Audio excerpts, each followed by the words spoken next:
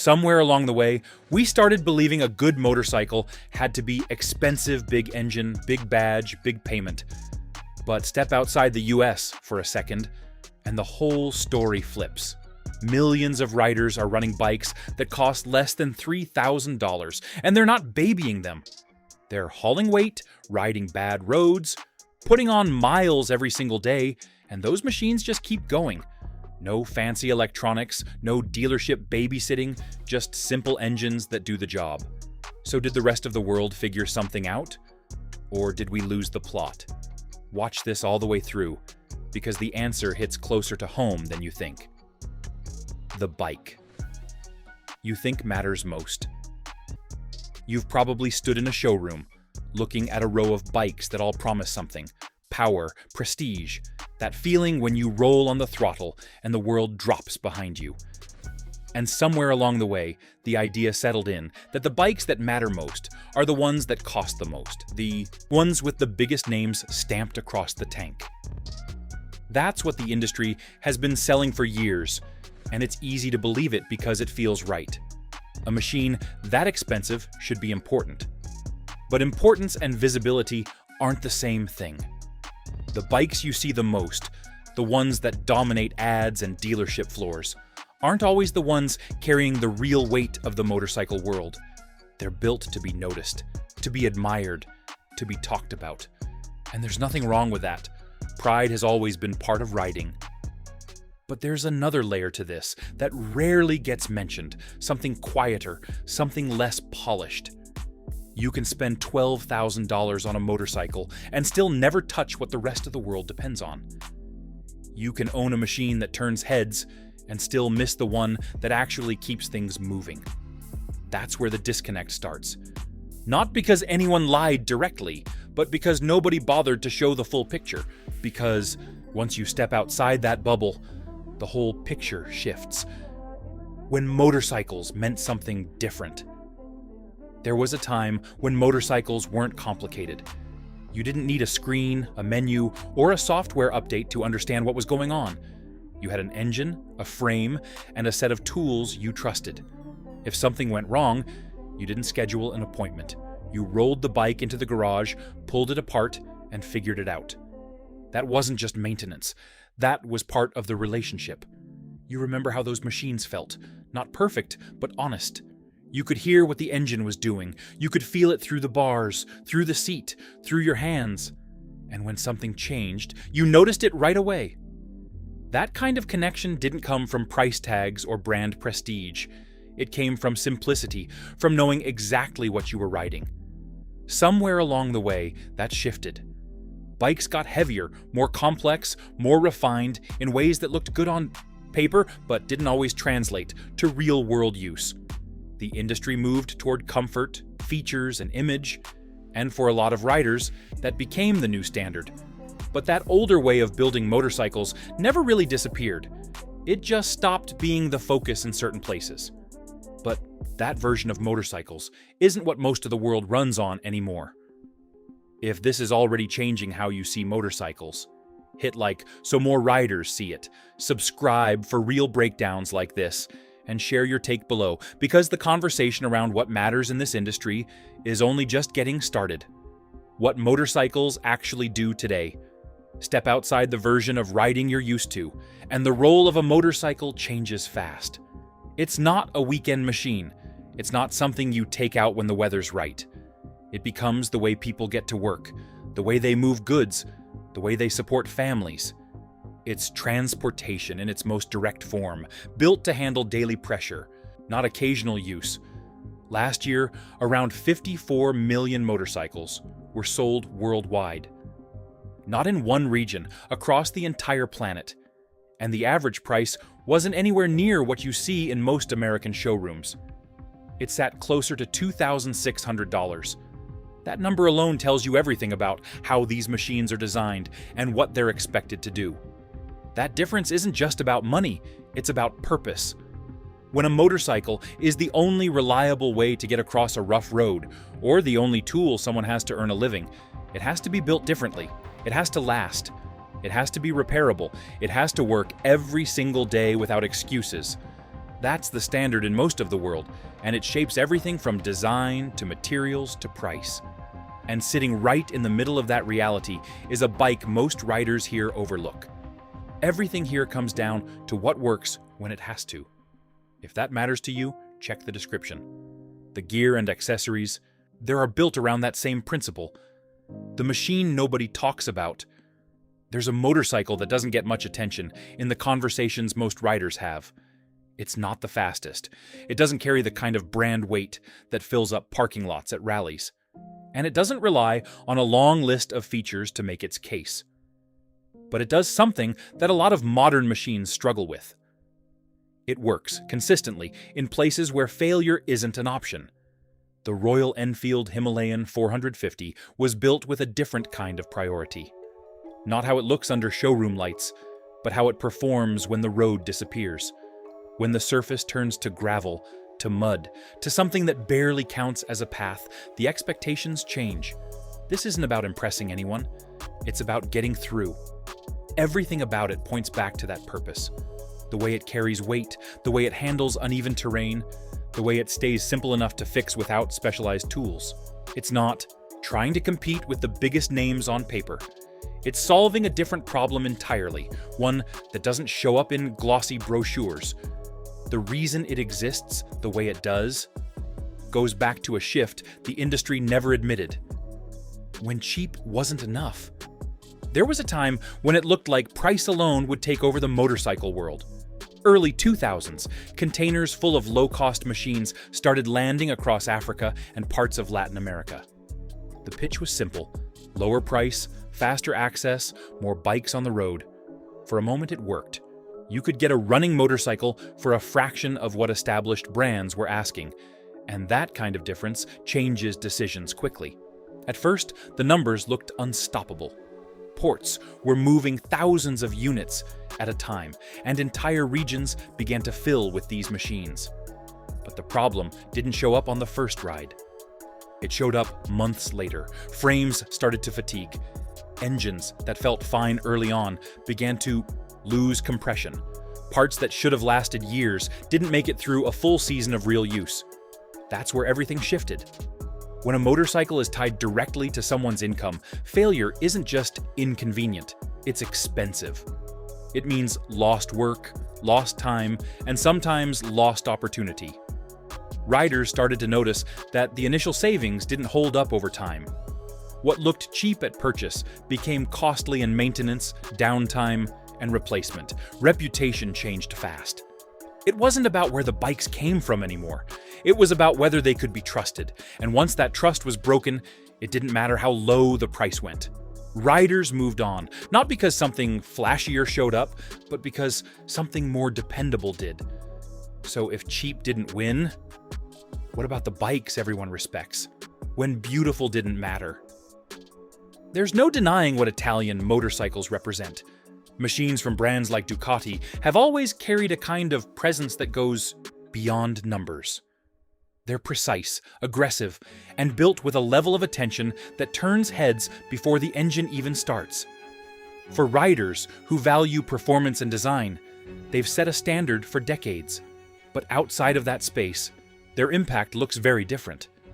When you step into markets where motorcycles aren't optional, where they're used daily under pressure, the priorities change. It's not about how fast a bike can go or how it looks parked. It's about how often it runs without failure, how easy it is to keep moving, and how affordable it is to maintain over time. That's where the gap becomes clear. Premium machines hold a strong identity, but they operate in a narrow lane. They serve riders who can afford them, riders who choose them, riders who ride by preference. But in places where motorcycles are a necessity, not a choice, that segment becomes almost invisible. The numbers reflect that reality. Even with global recognition and racing success, the total volume of premium European motorcycles remains a fraction of the broader market. They're respected, no question, but respect doesn't equal reach. And reach is what defines influence on a global scale. And then you've got the brands that did everything right, when being the best still lost ground.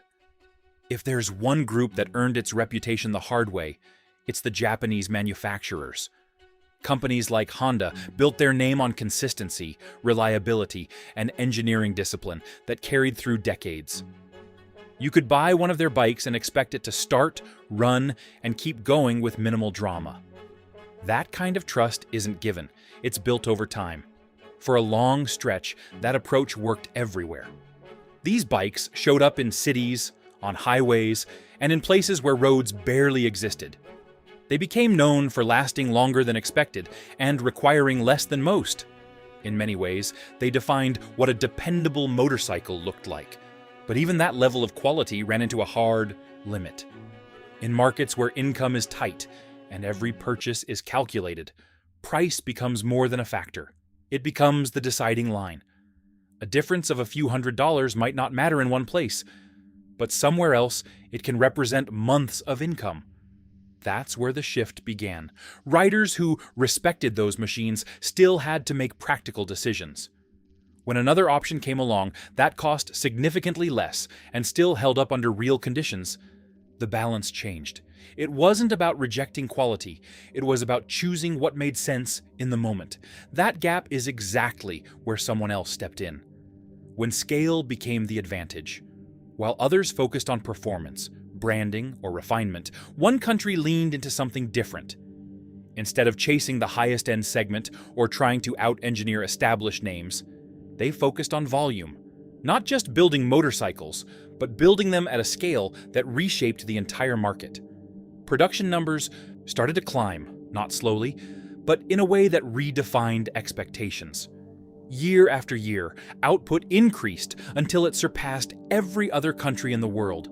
Tens of millions of motorcycles, built not for a niche, but for the majority of riders who needed something reliable, affordable, and available. That level of scale changes everything. It lowers costs, increases accessibility, and creates a network that stretches across regions. Parts become easier to find, repairs become simpler to manage, and the bikes themselves become part of daily life in a way that goes beyond ownership. What stands out isn't just the number of motorcycles produced, it's how those numbers translate into presence. These machines aren't rare. They're everywhere. They're used, relied on, and pushed through conditions that would challenge more specialized designs. But scale alone doesn't win markets. Something else locked it in. Trust is what locked it down. What finally tipped the balance wasn't price, and it wasn't branding. It was trust, built slowly in places where a motorcycle isn't optional. In large parts of Africa, the bike is tied directly to daily income. It carries passengers, goods, and everything in between. If it doesn't start, the day doesn't start. That kind of pressure changes how riders judge a machine. Manufacturers that understood this didn't just ship bikes and walk away, they built support around them. Mechanics were trained locally. Spare parts were stocked in places that made sense for the people actually using them. The machines themselves were adjusted to handle rough roads, heavy loads, and long hours without failure. Over time, that approach created something stronger than brand recognition. It created dependence. Once a rider's livelihood is connected to a specific machine, switching becomes a risk. Not because other bikes don't exist, but because reliability has already been proven. That kind of loyalty isn't built through advertising. It comes from consistent performance over months and years of use. In regions where millions of rides happen every single day, that consistency matters more than anything else. And when a company earns that level of trust, it doesn't fade quickly. It becomes part of the system itself. The bike isn't just a product anymore. It's a tool people rely on to keep moving forward. And that reliance locks the brand into place in a way that price or image never could. And trust only works if the machine holds up under pressure. If you're seeing what's really happening here, subscribe now, because the next part goes deeper into how this shift is already affecting what shows up in your dealership, and what you'll be choosing from sooner than you think. Built for abuse, not attention. A motorcycle built for daily survival doesn't follow the same rules as one built for display.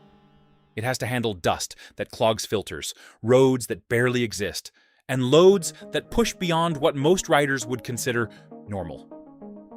That kind of environment exposes weaknesses fast, and any design that can't keep up doesn't last long.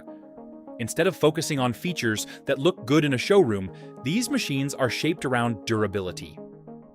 Suspension is tuned to handle uneven ground, not just smooth pavement.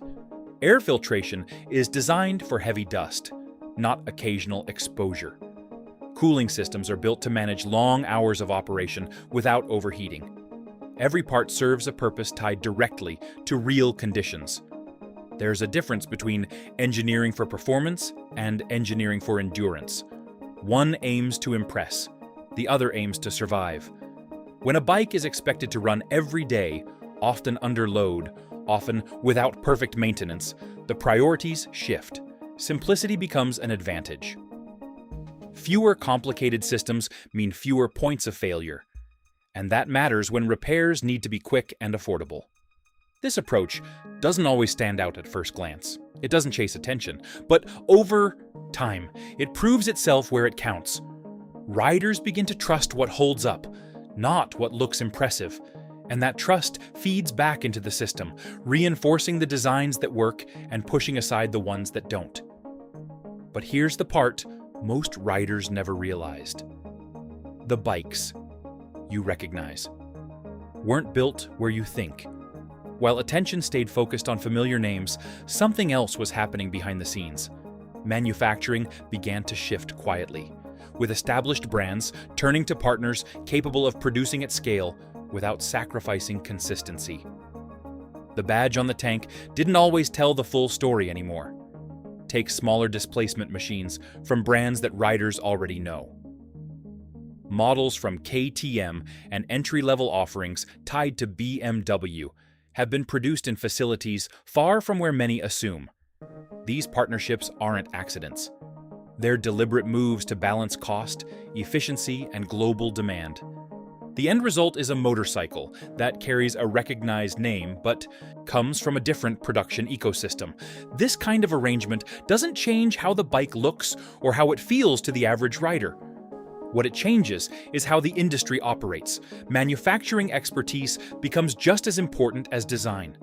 Companies that can produce large volumes reliably start to influence brands that once operated independently. Over time, that influence grows. What makes this shift significant is how quietly it happened.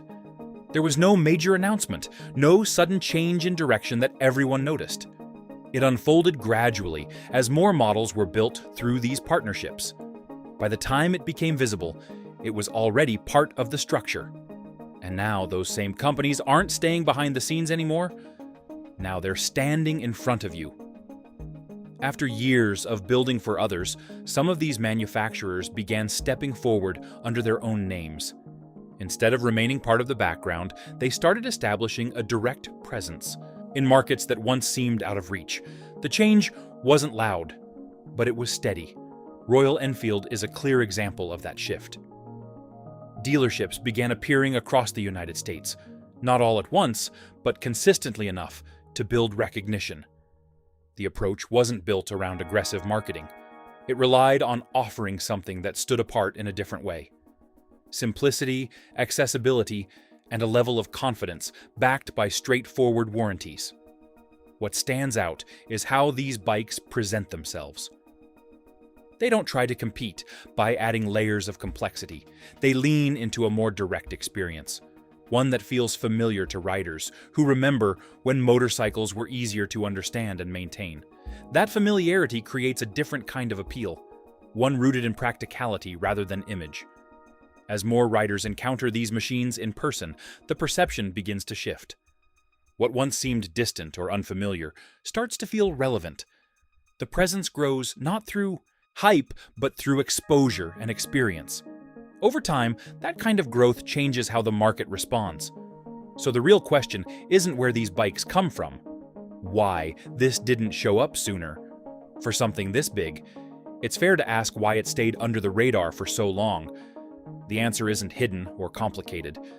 It's just that the focus was somewhere else. Most riders in the United States were never the target for these machines.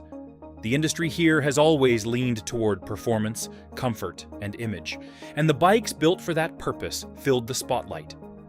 At the same time, the motorcycles, reshaping the rest of the world, were operating in a completely different lane. They weren't pushed through advertising campaigns or showroom hype. They didn't rely on brand recognition in markets that didn't value prestige the same way. They existed where they were needed, and they grew through use, not promotion. That difference in focus created a gap in awareness. It wasn't about ignoring anything. It was about attention being directed toward what felt relevant at the time. If a machine wasn't visible in local dealerships or featured in mainstream conversations, it didn't enter the discussion. Meanwhile, those same machines were expanding quietly across continents, building presence without needing to announce it. Over time, that quiet growth reached a point where it could no longer stay separate. The scale became too large, the influence too widespread. What once seemed distant began to move closer, not through a sudden change, but through steady progression that finally reached a tipping point. But now that it's here, the shift is hard to ignore. The pressure that's already building. As these motorcycles begin to appear more often in familiar places, the effect spreads quickly. Pricing starts to shift, not in a dramatic collapse, but in subtle adjustments that signal something changing underneath. When a machine enters the market, offering reliability at a lower cost, it forces others to respond, whether they acknowledge it directly or not. Dealerships begin to feel that pressure first. Inventory that once moved easily starts to sit longer. Buyers who would have committed to higher-priced options start looking at alternatives that promise similar utility without the same financial weight. It's not about abandoning established brands. It's about reconsidering what value looks like in the current landscape. Expectations follow that shift. Riders begin asking different questions. Instead of focusing only on performance or features, attention turns toward long-term cost, ease of maintenance, and overall practicality. Those factors were always present, but they weren't always the priority. Now they move closer to the center of the decision. The change doesn't happen overnight, and it doesn't erase what came before. It simply introduces a new layer of comparison that wasn't there at the same level before. As more riders encounter these machines, the conversation evolves, and with it, the way motorcycles are evaluated begins to adjust. And this is where it starts to feel familiar again. The part that feels like the old days. There's something about a straightforward motorcycle that brings things back into focus, not because it lacks capability, but because it doesn't hide behind complexity. You look at it, and you understand how it works. You ride it, and you feel what it's doing without needing translation through layers of technology. That sense of clarity connects directly to how motorcycles used to be experienced, when maintenance was part of ownership, not something outsourced by default. When a basic set of tools was enough to handle most issues. That kind of interaction created a different relationship between rider and machine, one built on familiarity rather than distance. Machines designed with that approach still exist, and when they show up in a market that has moved toward complexity, they stand out. Not because they are new, but because they bring back something that many riders recognize immediately: the ability to stay in control of the machine beyond just riding it, to understand what it's doing, to fix it when something goes wrong, and to keep it running without depending on systems that take that control away. That doesn't mean every rider will shift in that direction. Preferences remain, and there will always be space for different kinds of motorcycles. What changes is the awareness that another option exists, one that aligns more closely with a hands-on approach that never really disappeared. That leads to a bigger question most people aren't asking. The truth. Nobody said out loud. What's happening here isn't really about low cost versus high cost. That's only the surface. Underneath it, the shift comes down to something more fundamental. It's about what motorcycles are built to do and who they're built for. One approach prioritizes image, refinement, and controlled experience. The other focuses on function, durability, and accessibility. Neither approach is inherently wrong. They simply serve different purposes. The issue is that one of those purposes has quietly expanded across most of the world, while the other has remained concentrated in specific markets. Over time, that imbalance starts to reshape how the industry moves. When a motorcycle is designed to handle daily use under pressure, it influences how it's built, how it's maintained, and how it's valued. When it's designed primarily for recreation, those priorities shift in a different direction. Both paths produce capable machines, but they lead to different outcomes when scaled globally. What becomes clear is that the bikes carrying the largest share of real-world use aren't always the ones receiving the most attention. They operate outside the usual spotlight, yet they define how mobility functions for millions of riders. That reality doesn't diminish the value of other machines. It simply broadens the understanding of what matters, and it reminds you that the motorcycles shaping the world are often the ones no one is talking about, yet everyone relies on daily. Here's the truth. This isn't about cheap versus expensive. It's about what actually works when a motorcycle has to earn its keep every single day. And once you see that, you start looking at the industry and your next bike a little differently. If this made you think, hit like so more riders see it. Subscribe for real breakdowns like this, and share your take below. Have we been missing the point all along, or is this shift just getting started?